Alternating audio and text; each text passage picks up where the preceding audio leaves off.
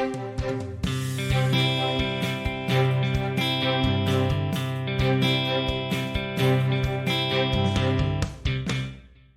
and welcome to the Dane County Podcast. I'm Dane County Executive Joe Parisi, and today we have our special Earth Month podcast. And my guests today are Kathy Kuntz, who is returning to our podcast after being on one of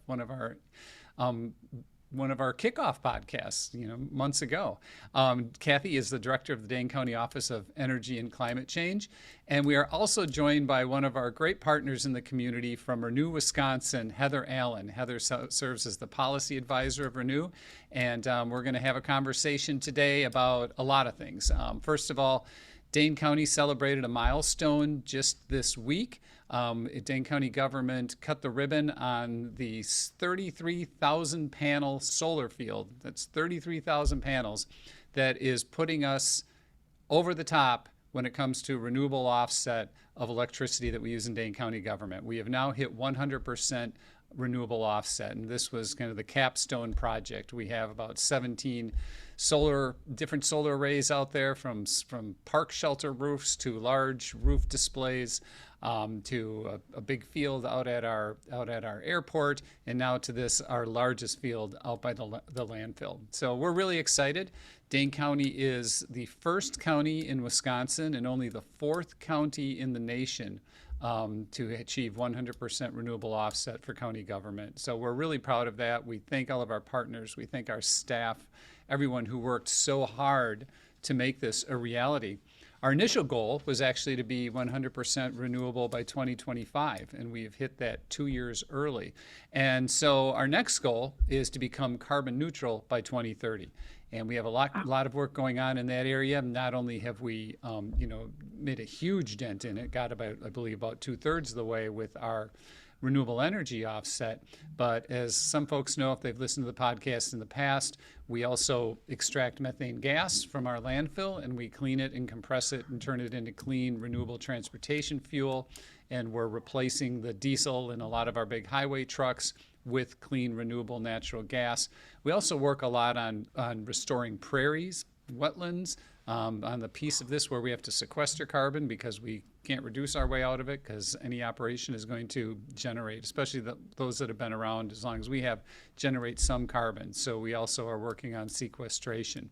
And now that we've gotten to where we want to be internally, our focus is becoming more outward, and that's what we're going to talk about today, about how we can help you, how we can help others achieve their goals of using more renewable, being more efficient, and offsetting carbon. And there are a lot of opportunities, both locally, through programs that we have, through knowledge sharing, but also we're really excited to be talking today about the Inflation Reduction Act, the federal legislation that has created unprecedented opportunities for people to install and build with clean, green energy, and do it in a way that makes it actually usually more fiscally responsible than doing it the old dirty fuels way.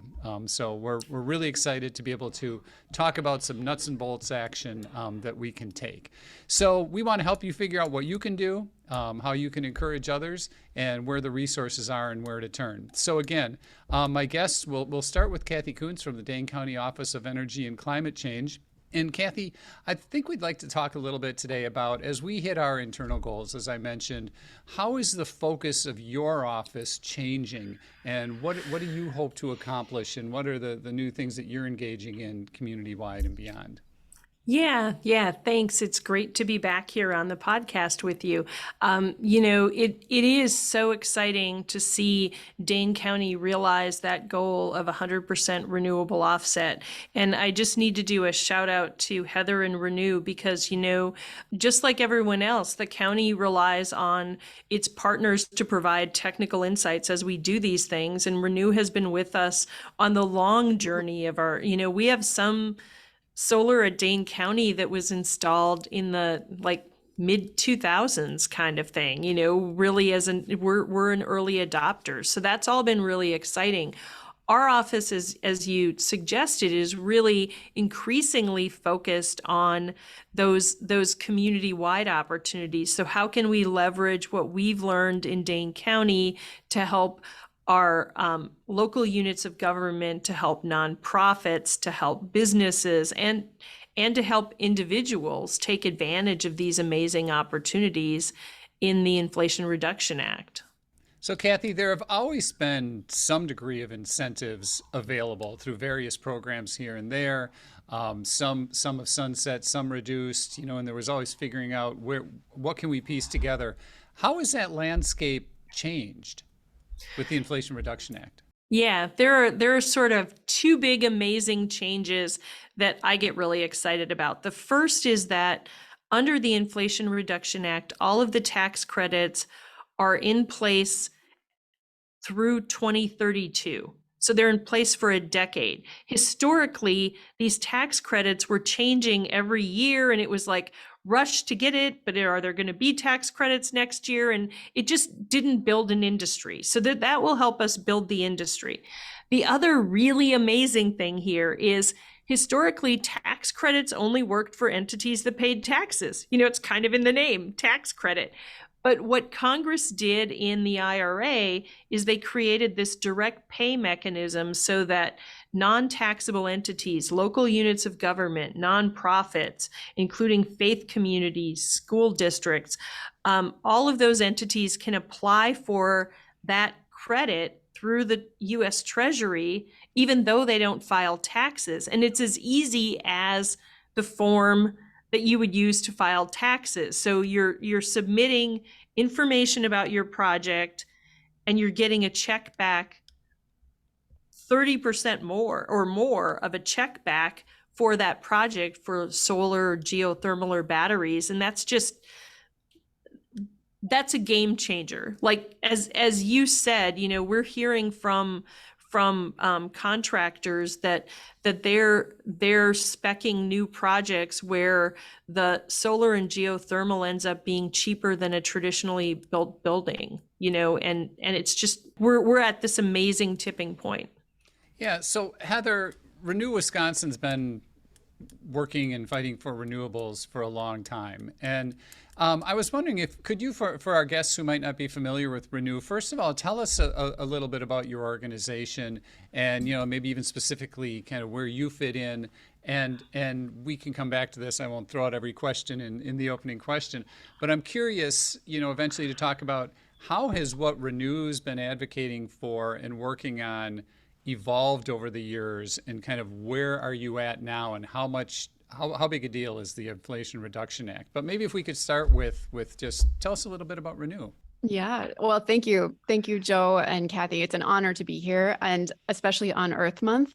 I think you both deserve incredible shout out for what Dane County has done and the leadership Dane County has shown. I mean, putting together the climate action plan for the county. I see regularly in meetings other people holding up that plan like, oh, here's an example of the plan our community can build.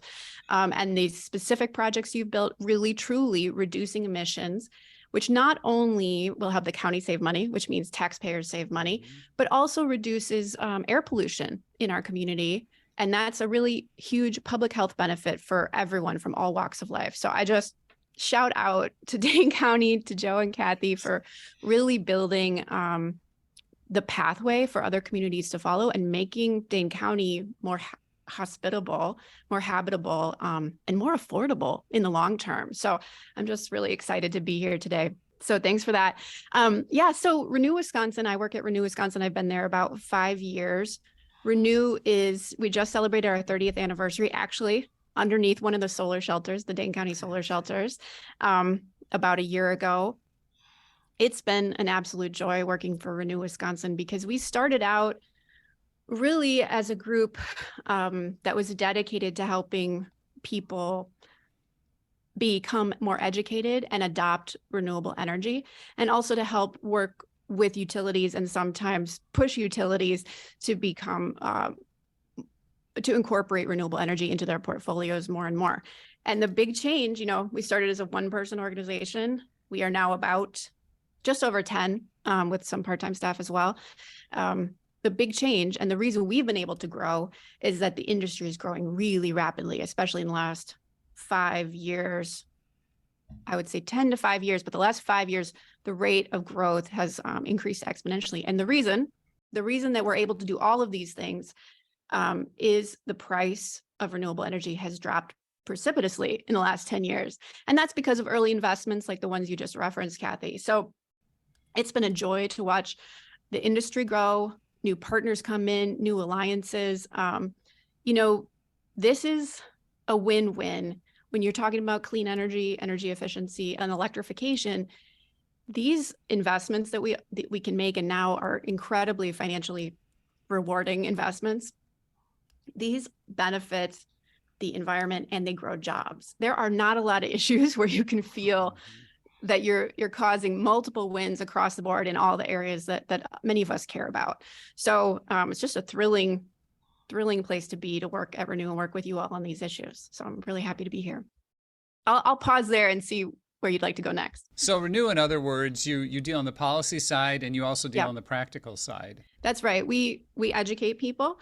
We go to different groups. So if you have a group that you're like, oh, my Rotary Club would like to learn about the Inflation Reduction Act and how we can put more solar on our homes and businesses, you can call us. We'll come to your meetings. But we also spend a great deal of time working at the regulatory level, working at the Public Service Commission, writing testimony, writing comments on all the little changes that happen that not that many people are paying attention to when it comes to utility investments and utility decision-making, which affect us all, but they're so technical and so removed from common conversation that you need a group advocating for clean energy at the table. And that's a big part of what Renew does.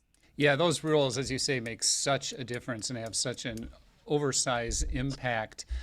Kathy mentioned all of the various entities that are now, eligible for these credits and the difference that could make. Could you walk us through some of the various, I think of the IRA, but then I think of that in combination also at times when it fits with other programs. Now, Renew is involved with a program, as is Dane County, called Madison. And when I think of projects like bulk solar buys with the IRA, what does it look like if I'm a homeowner right now? I'm thinking, I'd really like to do solar, but I don't know if I can afford it. What does that look like these days? Well, not to be too excited about it, but you can't afford not to go solar these days. Right. Going solar is a really, really great investment. So Kathy and I are both, Kathy's a very early adopter on solar, and I went solar back in 2016.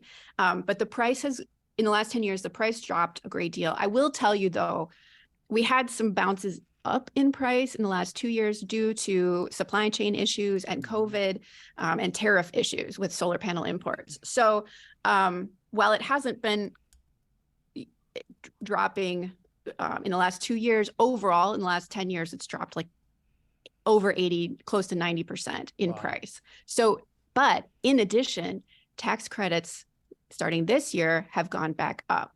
And so you also got incentives from the Focus on Energy program, which is a program we all pay into as utility customers. And it's looking really financially lucrative right now. It's a really great investment. Payback rates are faster as well, because people often wonder how long it'll take to get my solar panel project to pay off. And the good news is faster than ever before, largely because panels are more efficient. They can capture more energy from the sun. So you need less panels to make more energy, which means you make more energy faster, and it can offset your utility bills. So the other great thing about solar panel investments is that your home sells faster in general, and it sells for a higher price. So that's a great long-term bonus for investing in renewable energy on your home. And the Inflation Reduction Act, one of the many changes that's different from how things were structured before, like Kathy was saying, is that tax credits are now available to non-taxable entities. But in addition, many of the other tax incentives have shifted from being a reduction in your taxable income to now being an actual credit to reduce the actual amount you pay in your taxes at tax time. So it is tax season. We're all thinking about what we the checks we might have written or the refunds we might have gotten.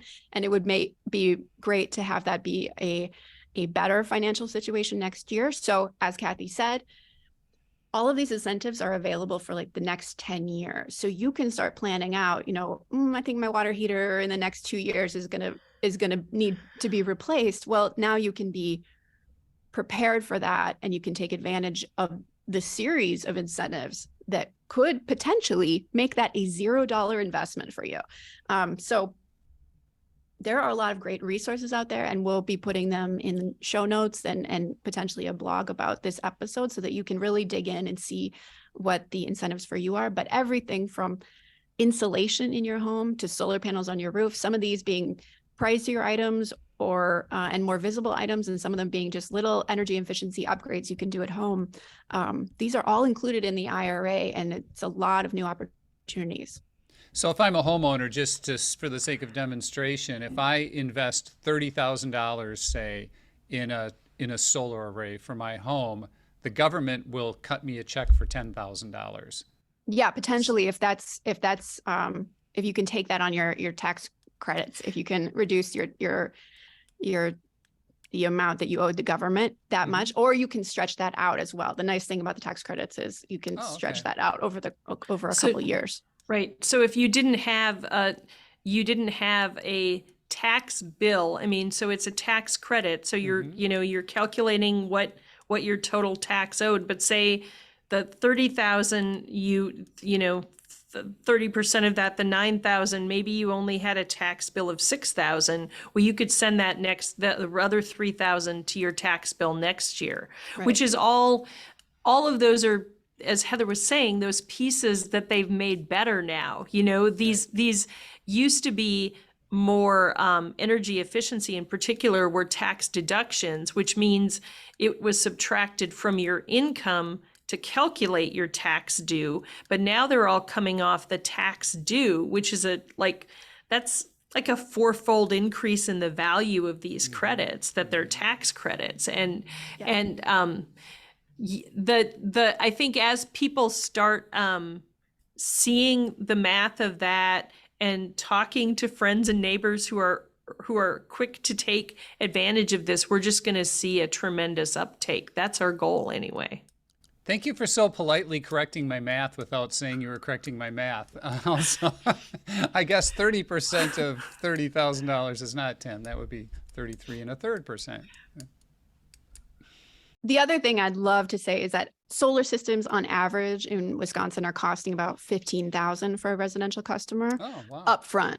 Mm-hmm. So then you can take off the tax credit. You can get about a $500 focus on energy rebate, larger rebates for farmers. So that usually brings down the cost of the project at least by a third when you add all those things together. So in general, real truly out of pocket can be right around $10,000. So it's less than most people think. Yeah, that's less than I would think. Yeah. But then now that you have the tax credits, you can use that savings to buy yourself a battery and even turn yourself into a little climate resilience hub in your community. Is there something like an average payback time? So if my net cost is $10,000, about how many years would the average payback be before someone gets free electricity? So it's tricky because each utility is different in the rate of payback, right? Their net metering structure. This is actually something Renew has advocated for a long time, is uniformity between utilities so that I could just tell you exactly how long it would take to pay back, but I can't. It's unique utility by utility, but I would say on average, it's between 7 and 10 years. In my case, I'm in MG&E's territory and they have a good net metering policy where they net the amount you put onto the grid and the amount you take off the grid over the course of the year. So that really is helpful because you produce more in the summer, use more in the winter. And I'm on time of use rates, which means that I'm producing energy and not using energy in my own home as much during the day. And I pay less for the energy I use at night. So all of that adds up to be, my system will be paid off in 7 years or 6.5, which is great. But it's unfortunately, it's utility by utility. And it's also very unique to how you time your energy use when you're using energy, what your utility rates are, and how much energy you use, how big the system you created is. Which is part of what a solar installer can really help you, figure out for your unique situation, and part of what like the Matta Sun program does for folks who are new to all of this. Right. So that's taxpayers. What about, so we mentioned before, so what's different now for if I attend a church or a temple, or if I run a nonprofit that owns its own building? Now, I don't pay taxes, so in the past there was no incentive for me, but that's different now.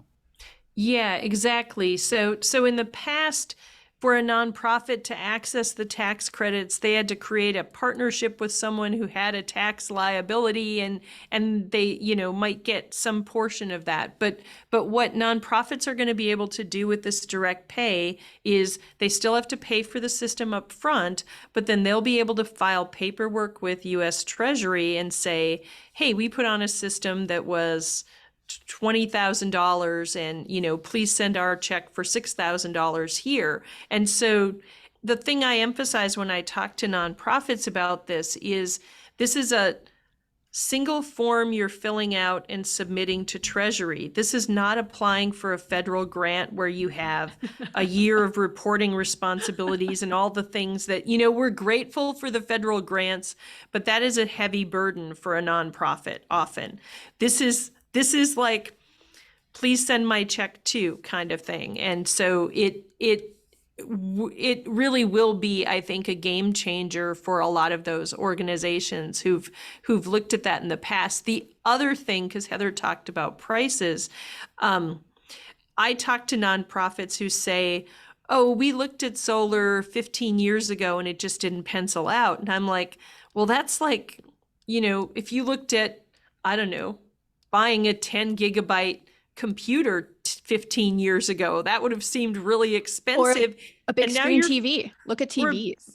Or a big, right. It's that same price plummeting thing. You have to reprice this stuff. Yeah, the panels are more efficient, and because the scale of the industry has grown so fast, they're produced much more cheaply on a more vast scale. The other great news I have for you just happened yesterday is that the Wisconsin Public Service Commission, the regulatory body, has made a decision that Focus on Energy will actually be the implementer of the Inflation Reduction Act efficiency and electrification programs. So that's great news, because we're lucky to be one of the states that has a excellent energy efficiency program statewide. And so a lot of these questions, to be honest with all the viewers, we are learning, we are building the path as we go here. We are all learning about what the Inflation Reduction Act really means in practical purposes. But what this news means is that Focus on Energy will be here to guide us, to connect people with trade allies, to buy these products and get these products implemented, like a new heat pump water heater.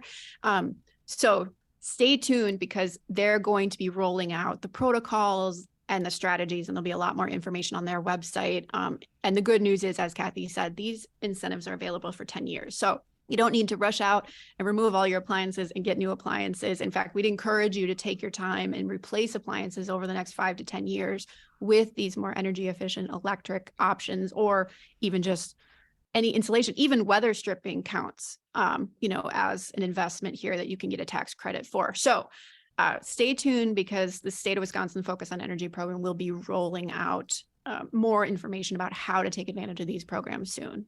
And we will have links in the show notes for various information that for people to follow up on. I want to say too, back to our nonprofit conversation, this is one of the many examples of where this is about the environment, but it's about so much more. As the county executive, we fund tens of millions of dollars every year into our nonprofit partners who carry out a lot of the work that we do as a community. And so if these nonprofits are able to take advantage of these energy savings, those are dollars that go right back into direct services rather than right out the door to pay your utility bills. Maybe we could talk a little bit about the economic side of this. There are so many pieces of the economic side, right? I think of when we did the installation, all of the installations in county government, again, instead of writing a check that goes to a utility that buys coal and we never see that money again, we used our dollars to invest in local people who came and did the work. Construction workers. Our latest solar field out by the airport utilized union operating engineers, carpenters, laborers, electricians. Those dollars go back in the community and circulate in the community, and then we're not obviously spending existing dollars on those energy bills, or many fewer dollars on those energy bills. Kathy and I were out giving a talk this morning on climate, and as we were driving back, we were looking at buildings and thinking of all the manufacturers, all of the retail stores, all of the gas stations, all of the health clinics, all of the businesses out there who now have no reason to not be going with renewable energy, because fiscally it makes no sense not to, as you mentioned earlier, Heather. And so the money that local businesses can save now by utilizing these incentives, and the additional dollars that will put back in our community because they'll be paying local people to install them, the added business that folks are going to get because people see solar panels on their buildings and people want to work at and do business with people who are doing the right thing by the environment. We were having a conversation yesterday with the chamber about Gen Z workers and how we do such a great job of attracting Gen Z workers and how important that demographic is in Dane County. Those folks want to live and work in a community that cares about environmental protection and want to work for organizations that care about protecting the environment. I'd like to get your thoughts on that, Heather, but quickly before I do, Kathy, you shared a great example with me this morning of a local company that installed solar and kind of the difference they saw immediately in their recruitment efforts. Could you just share that with us? Yeah. I think I had two examples. So there is, in the early years of Focus on Energy, one of the first churches to install solar was in the local Dane County area.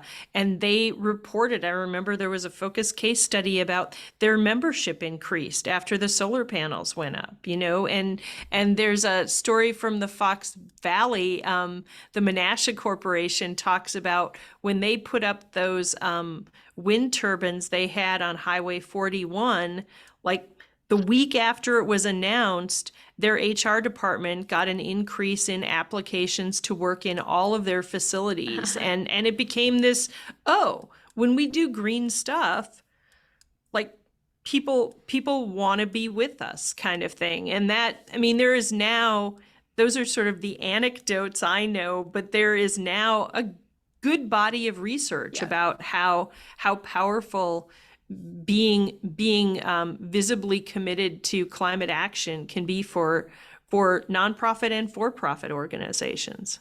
Yeah. Thanks. Yeah. What are your thoughts on this, Heather, the economic side?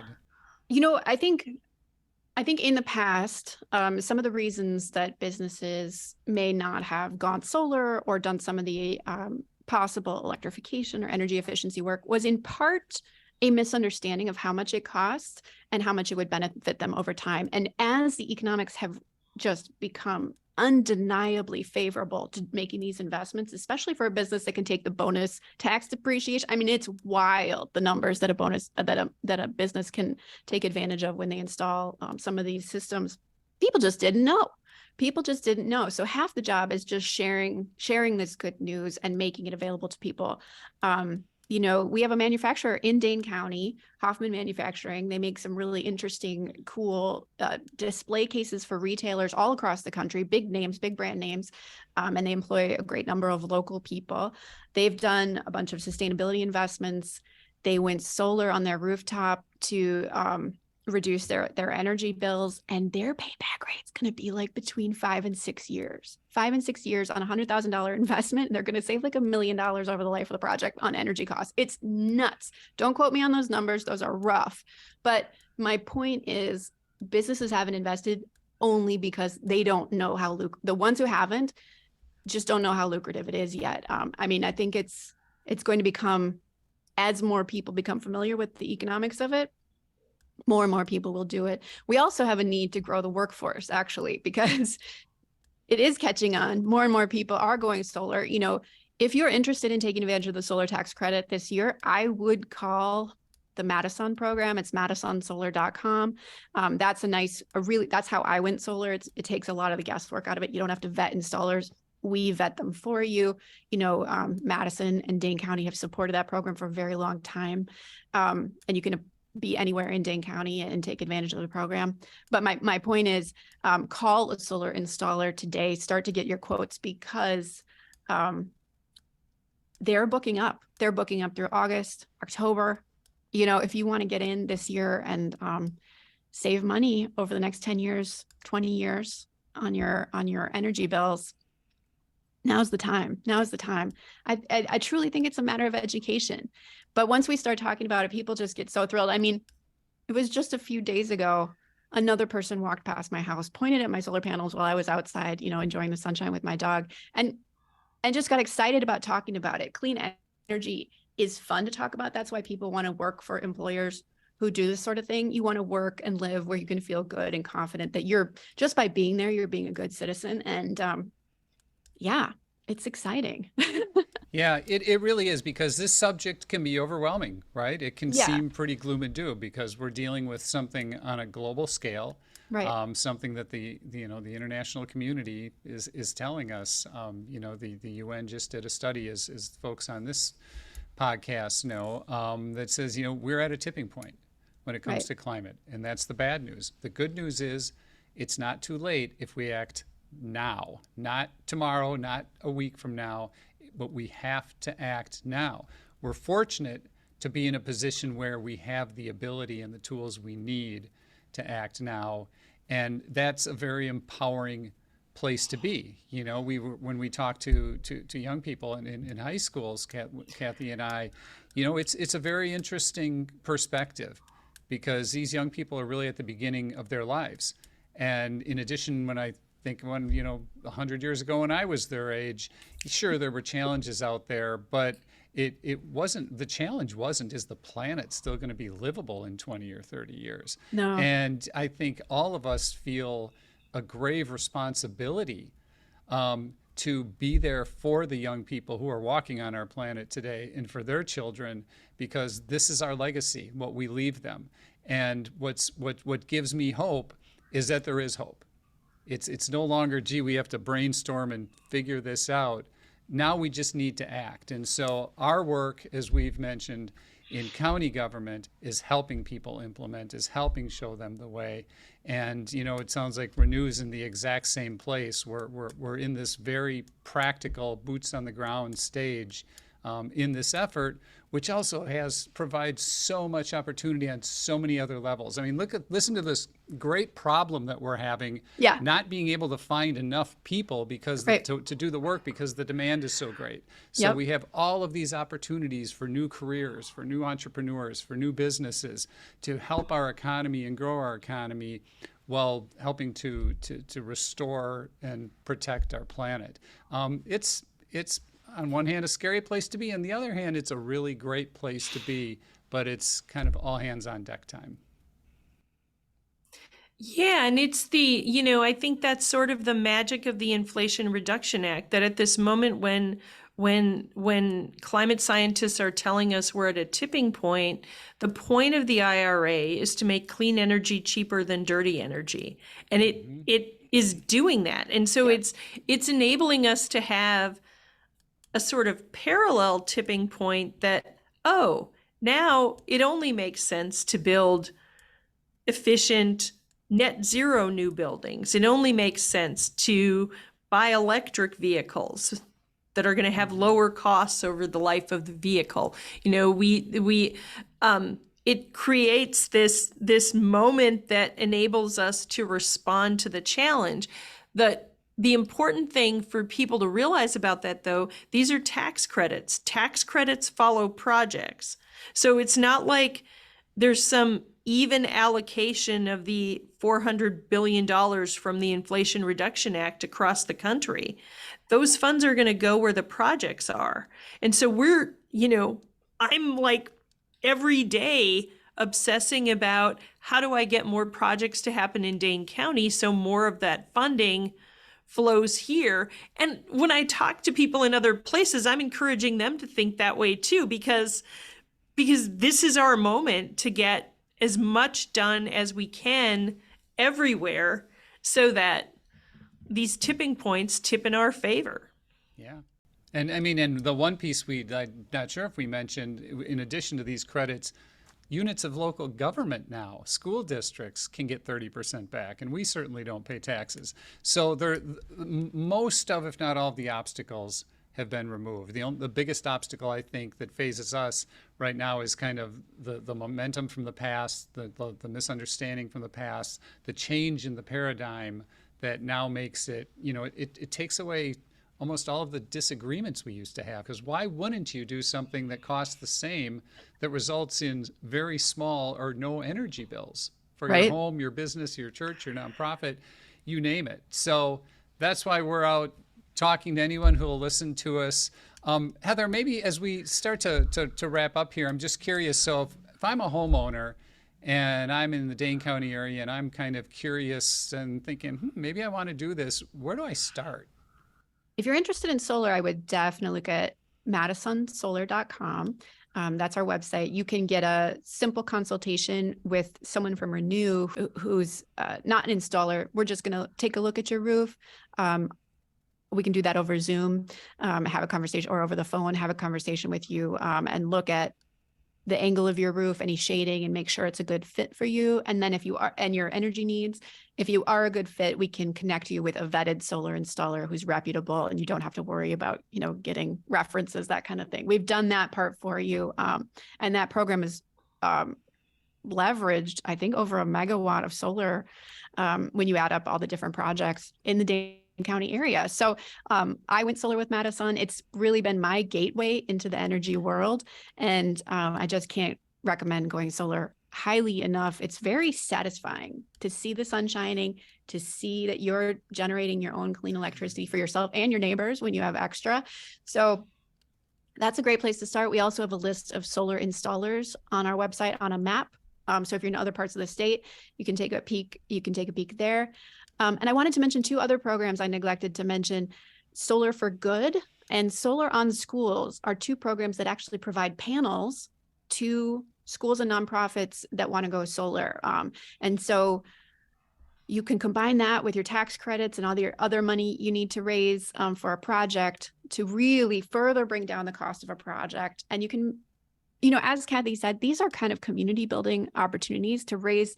It's like a capital campaign, but for something that is living and generating clean electricity, and that's something really people can rally around. So those are great opportunities too, and we'll share the links to those programs. And then when it comes to all these other investments, all the electrification, new appliances, even electric wiring is available for tax credits now. We'll share more of that information, but Rewiring America has a great calculator where you can put in your situation, your income, and see what you qualify for. Because it's not just tax credits, there's actually upfront discounts if you're at a certain income level, and that's brand new too. So it's hard to really unpack all of the resources in the IRA in a podcast, but we're going to be with you over the next 10 years offering information to make sure that everyone takes advantage of what's available to them. And I would just love to build on what you said about sending money out of state when you just pay for your electricity bill that's largely from coal or natural gas. That money literally just leaves the state. We import those fossil fuels, about $14 to $15 billion of fossil fuels into Wisconsin every year. And that's it. It's a one-time transaction, $15 billion leaving the state every year. But if we can electrify our vehicles and our buildings and shift to clean energy, we keep a great deal of that money in the state, reinvesting in our communities. So it will have a tremendous impact if we can get where we need to go. Thank you. This is so exciting. There's just so much. And as you said, we can't begin to unpack it all in one podcast. But again, we will leave links in the description. If you don't see those links or they don't lead you, reach out to Renew Wisconsin, reach out to the Dane County Office of Energy and Climate Change. Help is available, assistance is available. Once you make that first call, that will get the momentum going. And I think you'll be surprised at how obtainable being a consumer of clean energy is. We've got a lot of work to do, but we've got a lot of help out there. Heather, before we sign off, I always like to check in with our guests on maybe a little more personal level. I'm just curious if you're comfortable. How is this, we're all professionals here and we talk about, our work and the nuts and bolts. How has this journey impacted you? What is this like? Because, it's like everyone's work, we're people too. And in your work, you see the great challenges that exist out there, which can be kind of scary sometimes when you're looking toward the future. And as we've mentioned, that landscape is changing. What is this like for you personally, just on your journey through life?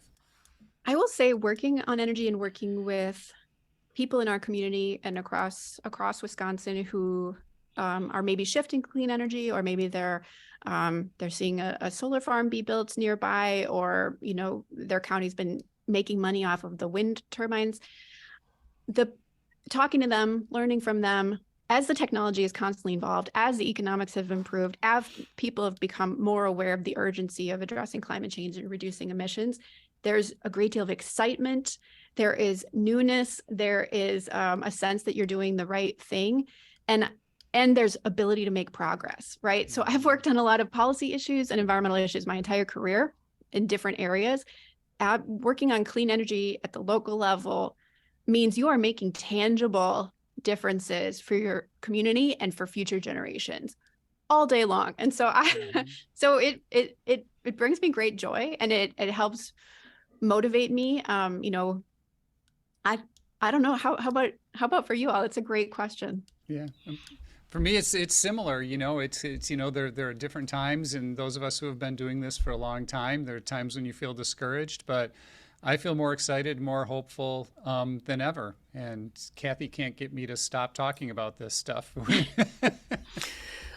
Well, and we have such an amazing network of partners. I mean, we are really lucky in Dane County in terms of our partners in the faith community. We've got amazing youth climate activists. We've got seniors who are leading these efforts. I remember being at Focus on Energy in the early 2000s and solar people saying to me, well, at some point this is going to be parity. Solar is going to be as cheap as a coal or natural gas plant. And I'm sure I said, probably not in my lifetime, though. And now it's cheaper than a coal or natural gas plant. I mean, we've come so far.